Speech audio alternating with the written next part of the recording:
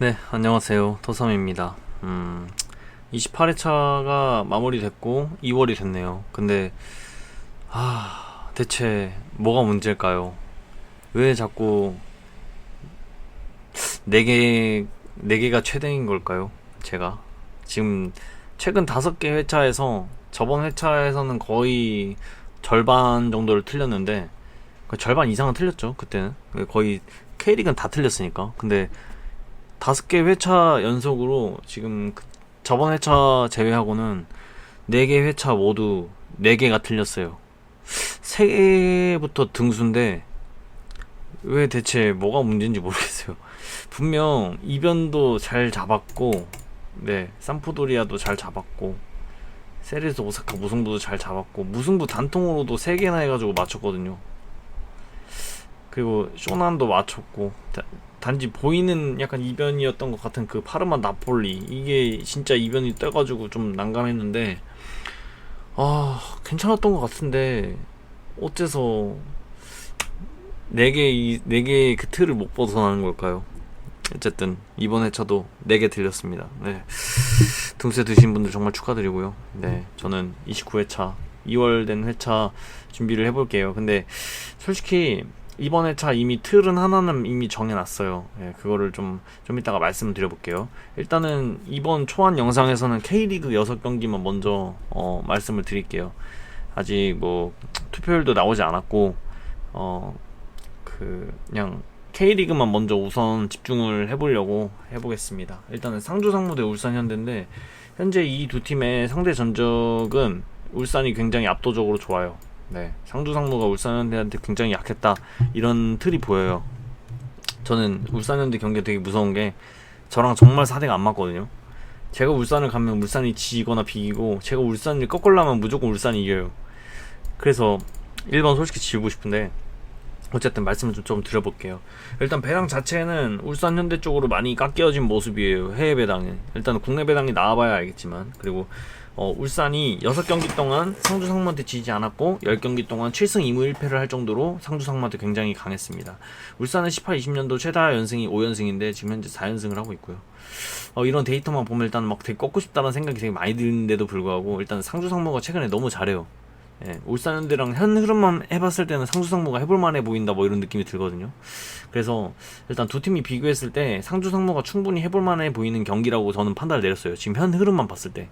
근데 울산과의 맞대결에서 굉장히 약한 모습을 보여왔다. 뭐 이런 것만 대충 코멘트를 하고 넘어가도록 하겠습니다. 이거는 이제 제가 최종 픽 때 방향을 말씀을 드리도록 할게요. 다 2번 성남대 강원. 현재 총 전적을 보시면요, 성남이 좀 앞서 보이지만 뭐 그렇게 압도적인 것 같지는 않아요. 그쵸? 근데 이제 성남 홈에서 무승부가 단 한 번밖에 없었다라는 걸 좀 키포인트로 좀 잡으면 될 것 같고요. 네.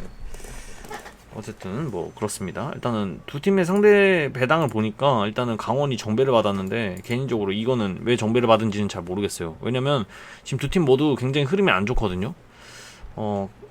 근데 강원이 굳이 원정에서 정배를 받아야 될까 뭐 이런 생각이 일단 듭니다.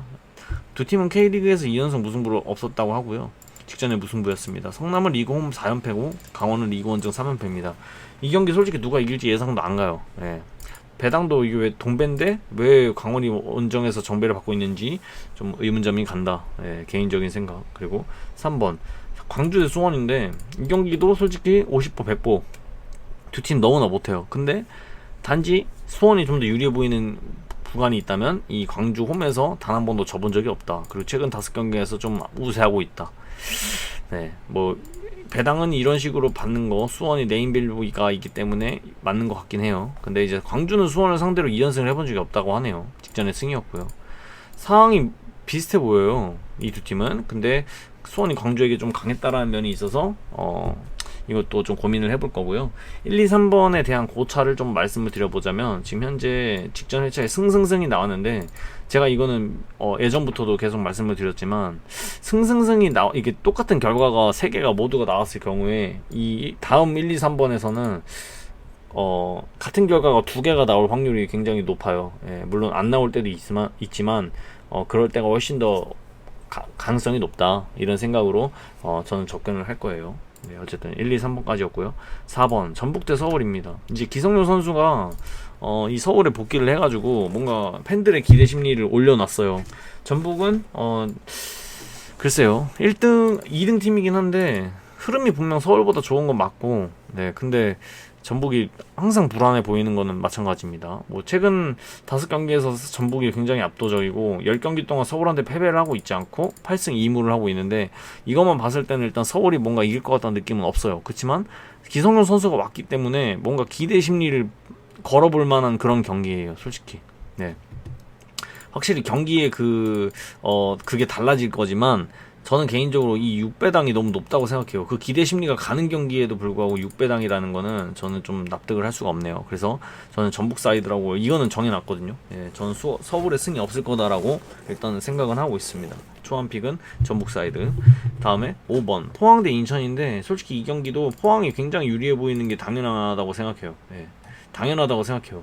여기서 인천한테 무슨 기대 심리가 혹시 가시나요? 저는 안 갑니다. 네, 지금 포항은 엄청나게 잘 나가고 인천은 단 1승도 없는데, 4번과 5번을 좀 비교를 해봤을 때 솔직히 4번 경기에는 기대가 걸리지만 이거는 가지 않아요. 네, 진짜로. 네.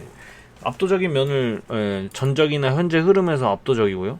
그리고 포항이 홈에서 인천을 상대로 3연승을 해본 적이 없는데 지금 현재 1연승 중이다. 이거는 뭐 당장 그런 데이터는 아니지만 그만큼 3연승을 해본 적이 없다, 최대가 2연승이다라는 걸 봤을 때 여기서도 꺾일 가능성이 있다, 이렇게 예측을 합니다. 인천이 19-20년도 3연무를 한 적이 없네요. 지금 현재 2연무고요. 개인적으로 4번을 꺾기보다 저는 5번을 꺾을 것 같아요. 예, 지금 현재 생각으로는요. 어쨌든 방향을 일단 정해놓지는 않았고요. 6번 대구 대 부산인데, 솔직히 이 경기 몰라요. 예, 모릅니다. 지금 현재 현 흐름으로만 봤을 때 부산이 더 좋아 보여요, 대구보다. 대구는 지금 3경기 동안 승리가 없는데 부산은 제가 아까 잘 보지 못했지만 어쨌든 굉장히 잘하고 있습니다.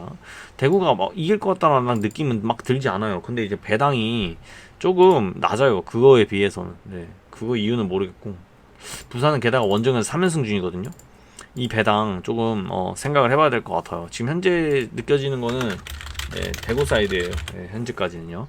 자, 이렇게 6번까지 K리그만 좀 이렇게 얘기를 해봤어요. 일단은 간단하게 좀 코멘트를 해봤고, 그 다음에 7번부터 14번은 이제 EPL로 마지막 라운드를 앞두고 있는데, 개인적으로 거기서 딱 한 경기 이미 틀을 정해놨거든요. 그거에 대해서 좀 말씀을 드려볼게요.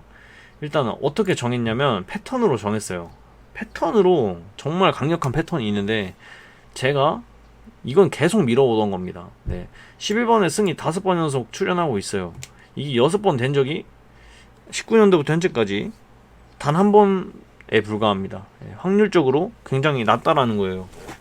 이 같은 결과가 6번이 나온다라는 거는, 승이 6번이 나온 게 아니고 승은 여태까지 6번 나온 적이 없어요. 무가 7번 정도 나왔었나? 그거 딱 한 번 있고 나머지는 5번에서 다 끊겼습니다. 승이든 무든 패든. 전 이걸 강하게 믿습니다. 무슨 경기가 와도 11번에서는 승을 안 가져갈 건데, 11번 경기가 뭔지 좀 찾아봤거든요. 근데 에버턴 대 본머스예요. 자, 이 경기를 분석을 해보시면 아시겠지만 압도적으로 에버턴한테 투표율이 몰릴 겁니다, 아마. 본머스한테 무슨 기대 심리가 가지 않아요. 그렇기 때문에 이거는 에버턴 쪽으로 가실 수밖에 없다고 판단이 듭니다. 많은 분들께서 아마 그러실 거예요. 크리에이터님들 픽도 봐보시고 일반 픽들 어떻게 가져가시나. 에버턴 승 안 가져갈 수가 없습니다, 이 경기. 에버턴이 본머스를 홈에서 4전 4승인가를 했고 굉장히 본머스 상대로 좋았어요. 그리고 최근 에버턴의 홈 전적을 봐보시고 본머스의 최근 전적을 봐보시면 절대 본머스 사이드로 가져가시기가 힘드실 겁니다. 본머스는 분명 지금 동기부여가 상당히 떨어졌어요. 왜냐면 진짜 대승을 거두지 않는 이상, 그리고 자력으로 이렇게 잔류할 수가 없거든요. 에버턴도 마찬가지로 동기부여가 애매해진 상태고, 그러면 이 경기에서 솔직히 에버턴한테 그냥 걸고 싶겠죠. 저는 11번 꺾습니다. 11번 무슨 일이 와도 무패로 꺾을 겁니다. 단지 무인지 패인지를 모르겠어요, 11번. 무인지 패인지 모르겠어요. 그리고 지금 해외 배당 보시면 에버턴 본머스 경기가 무승부 배당이 굉장히 높고요, 역배가 오히려 더 낮아요. 압도적으로 낮아요, 무승부보다. 무승부가 3.6인가 그랬고 역배가 2.7인가 8인가 그랬던 것 같은데, 개인적으로 무승부도 좀 고려를 해야 되는 게 본머스가 이번 시즌 원정에서 무승부를 단 한 번밖에 기록 안 했거든요. 그리고 본머스는 이 경기에서 비기려고 하지 않을 거고 무조건 대승을 거두려고 그렇게 공격적으로 나올 텐데 여기서 무승부도 충분히 엄청난 이변이 될 수 있다라는 거죠. 그러니까 저는 개인적으로 무 아니면 패 둘 중에 하나를 가져갈 생각입니다. 이 11번 강력 패턴입니다. 저한테는. 네. 이걸 믿으실지 안 믿으실지 여러분들께서 알아서 선택을 하셔야 되는 거죠. 패턴은 어떤 분에게는 좋은 소스가 될 수 있지만 어떤 분에게는 그냥 미신 같은 그런 거라고 생각하실 수도 있으니까요. 어쨌든 저는 여기까지 해보도록 하겠습니다. 여러분 내일 아마 제가 최종 방향으로 다시 찾아뵙도록 할게요. 이번 회차에선 제발 등수에 들었으면 좋겠네요. 꼭 4개만 안 틀렸으면 좋겠어요. 어쨌든 여기까지 해보겠습니다. 저는 토삼이었습니다.